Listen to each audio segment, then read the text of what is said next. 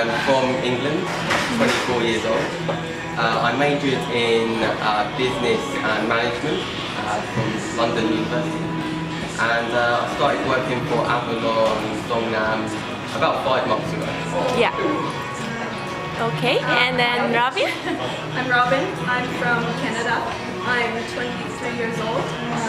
Majored in nursing at Trent University, and been working for Avalon for eight months now. Started in February. Okay, And I'm Karen. I'm also from Canada, and I've only been here for 2 months, so I'm brand new. But my major in school was nutrition, science, and I studied at Acadia University. From Robin? Yeah. Okay, so I start with elementary school in the afternoon. So age groups grade 4 to 6. So they're the younger ones. And then I teach the Avalon classes in the afternoon, so grade 6 to 8. And then I teach middle school in the evening. So I only teach about 1 or 2 middle school classes. Yeah. Okay, and Daniel? So I teach mainly middle school. They're aged from like about 10 or 11 till 15. And then I teach 3 classes a week in Avalon, so the younger ones in elementary. What about your working hour a little bit later, right? Yeah, so in middle school we work from 5:20, that's when the classes start. Okay. And then the classes finish at about 10. But you're not working that whole period, you know, sometimes there's like a free period in the middle. So yeah, slightly later. Yeah, so I'm the same as Robin. So we both start with Lancon at 2:40, and then we both have our Avalon classes, which are I think they're 13 years old. We teach them in the afternoon, and then I have 1 middle school class on Fridays, so they are 16 and something. So it's a really nice range. I actually like teaching little kids and older kids because both of them have their pros and cons. So yeah. I arrive at work around 1:30 and 2 o'clock, usually to prep for my classes. And then we usually begin at 2:40 with the elementary students. And then that goes until 5:15. And then I have a short break in between and teach my Avalon class, and then another short break, and then middle school classes. So is it like 5-minute break or 10-minute break? Sometimes it's only like 10 to 20 minutes, but sometimes we get an hour break.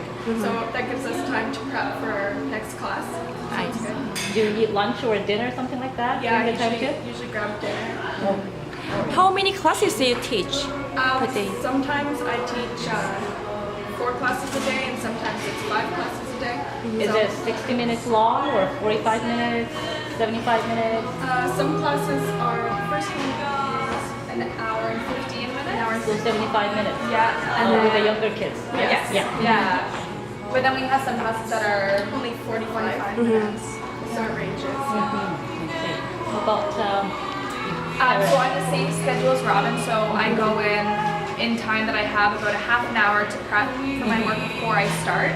We have our daily meetings at 2 p.m. and that's where all the teachers just get together quickly to discuss anything new that day, any changes that are being made, make sure we all have the correct papers that we need for each class.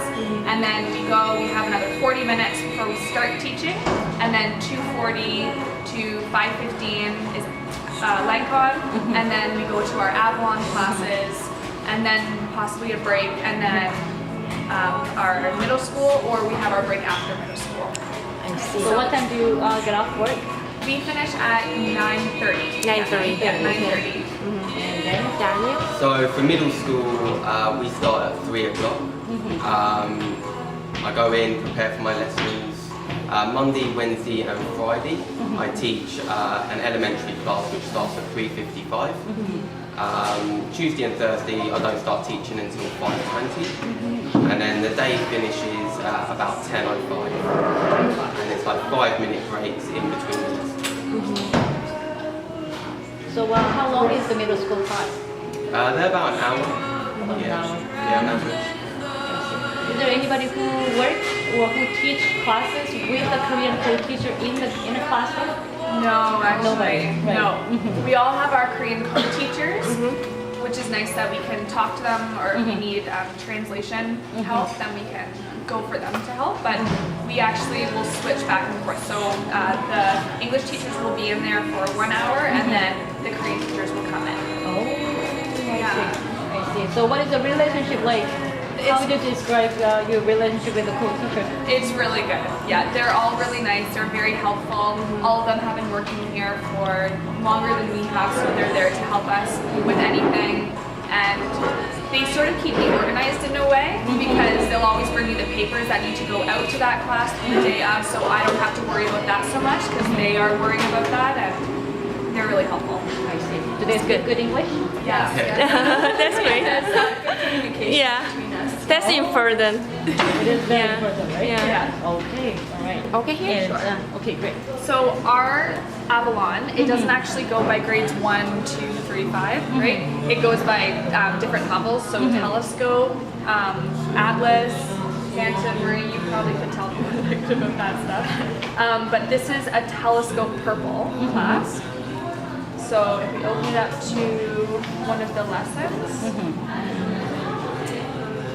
this is about the 3 little pigs, and there's a CD to go with each one. So usually I'll play the CD first for them, and then get the kids to take turns reading, and we help them with pronunciation as we go along, and then we answer questions at the bottom there.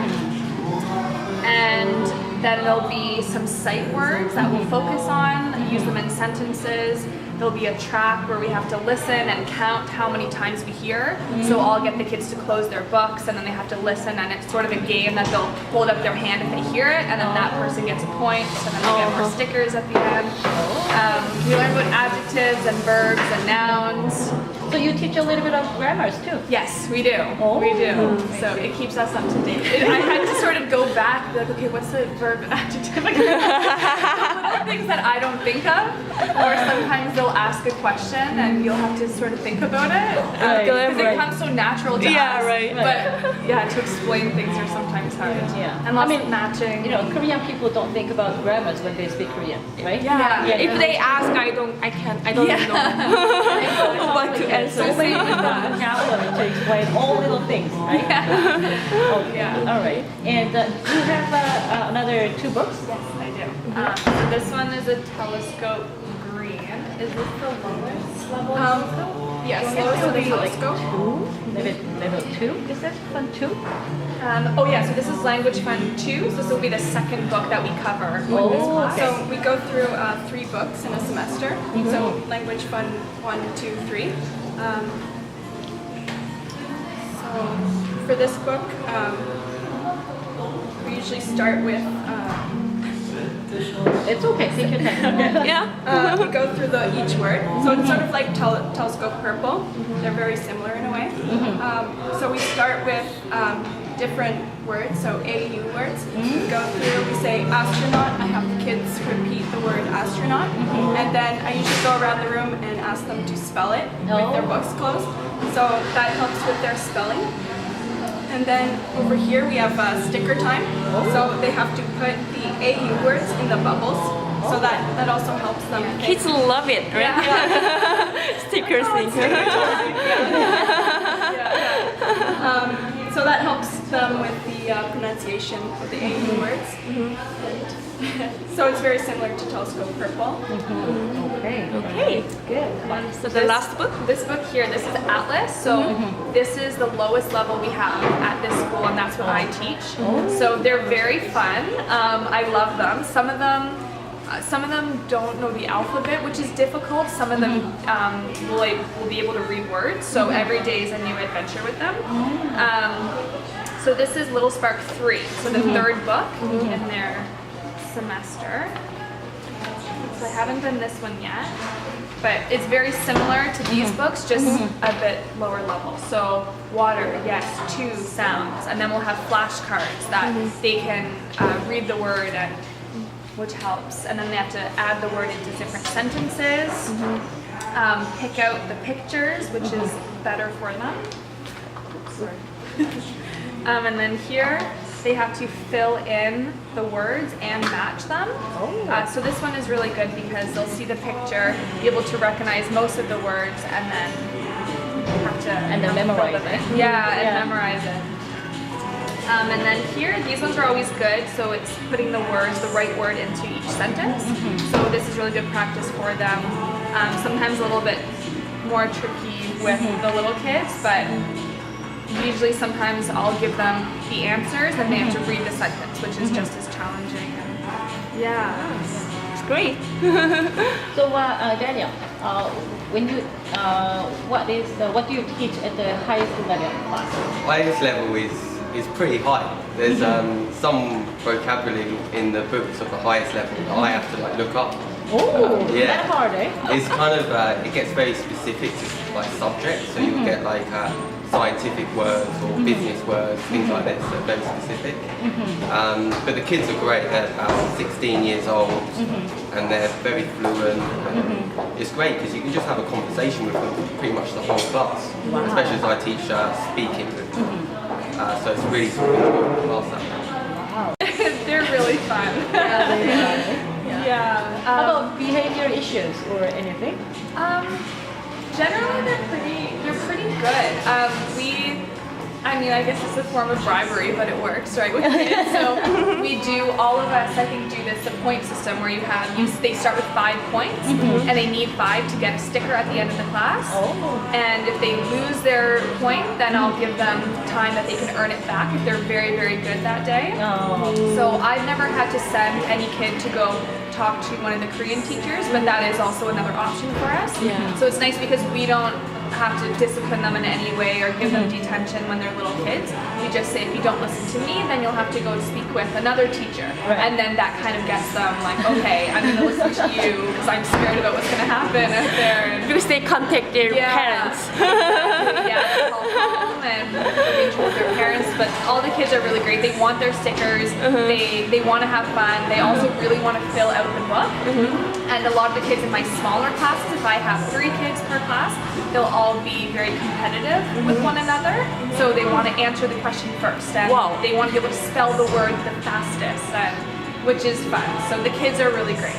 They're really fun. So how many students do you teach at Each class? Let's say smallest and to largest class? The class sizes kind of range. So my first class that I teach in the morning, there's only 4 students in them. And then Tuesday, Thursday is usually busier, so we usually have around 12 students in our class. Yeah, so it gets pretty busy. How about middle school? Yeah, last semester I had one class where there was just one student in the class, so that was good. But it goes up to, I think the highest is maybe 14 or 15 kids. 14, 15. Yeah. That's reasonable. Yeah, the average is about 7 or 8, 7. which is really nice. Even 14 or 15, how did you find it managing those kids? It's a bit more of a challenge, obviously, especially as they were kind of slightly lower level and they're about 12, 13. So you get teenagers, sort of, sort of like a group of boys who, group of boys, okay. If you get them on your side, then and you have a bit of a laugh and you're laid back, then I think it's quite easy. Once they get to know you. So now, how many foreigner teachers there? In middle school, there's just one other person. Okay. How about elementary? Elementary. We have 4 in our Okay. So altogether, there are 6 English-speaking teachers there. How many students do you have there, like at the campus? Do you have any idea, any numbers? I teach 67. I teach around the same, I think 56, just elementary and Avalon.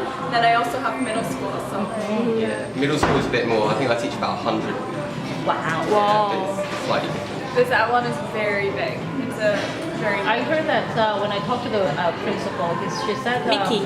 Nikki she's so said nice. she says there's about 800 to 1,000 students time to time. Yeah.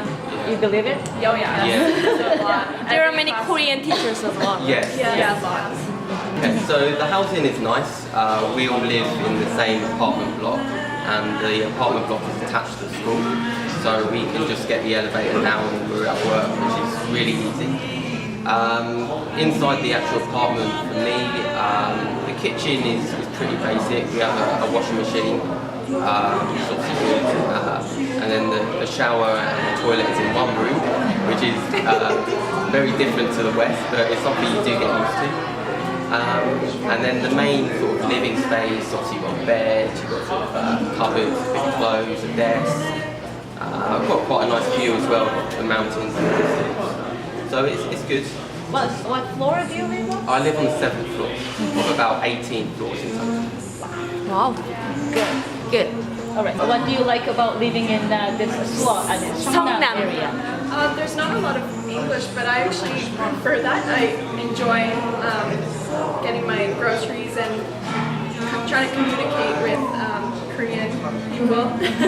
It's fun. You really feel like you're very set, like you're in Korea, right? So whenever we go into Seoul, we never have to worry about a language barrier because they'll either know a little bit of English or somebody sitting in the same store as you will know English and can translate. But here, you are all alone. You have to do like a game of charades to try to communicate, which is it's fun. Yeah, it makes the experience better. Yeah.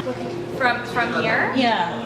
Well, we haven't done it yet, but what's the mountain? Oh, Namhansan. Oh, Namhansan. Yeah. So like there is that you can do. I know that I haven't been either, but there is a park up that way. We have the Save Zone, which we live right next to. You can get everything there. It's I went the first week I was here. I went in and I just kept going up and up because there were like 10 floors, and I was blown away. I thought it was just a grocery store. There's food places all around, and you like the people start recognizing your face, obviously, because we're the only foreigners here. They're really nice. We have an E-Mart, which you also can get everything at, which is about a 10-minute walk away. 10 minutes. There's also underground markets in Sansan, just about 10-15-minute walk, so that's good as well. So it's pretty convenient. Yeah. Okay. And the subway's so easy to use. Yeah. So what? To go to Jamsil? Yeah, it's only like 15-20 minutes, Yeah. right? We've gotten up and gone shopping at the Lotte World Mall. Is that what it's called? Yes. Right. Lotte, yeah. So we've gone shopping there before work, so it's been really nice. Yeah. Yeah, read a lot. I read so much. So every day, I felt like for a year, I was reading little blogs, I was reading tips, I was asking friends, I was trying to make contact with anybody I knew who had been to Korea to ask about their own experiences. And that really helped because I felt like once I officially arrived here, it didn't seem so weird to me, and I didn't get as much of a culture shock at first. So I knew, I felt prepared, and I learned a little bit of the alphabet before I came, just for fun. And then once I came, I started being able to use it and read signs, and that really helps to know a little bit. Yeah, so read a lot. Yeah. I think a good tip is to stay active, find some hobbies for before work or after work, because it could get lonely in your apartment alone after work. But if you stay active and meet people, branch out and go hiking, you can see a lot of Korea. It's good in that way. Dan? So my tip, it might not be possible for everyone, but I do think if you can get some travel experience in before you move to a different country, it's invaluable. Because coming to a new country, you're going to be by yourself to start with until you make new friends. But if you can do a bit of solo travel, even if it's just to a different city, or if you're living in the UK, you can go around Europe quite easily. Then when you do actually come out here, the culture shock is going to be less. You're going to feel more confident traveling by yourself. That's true, yeah. And then all you need to do then is just focus on teaching.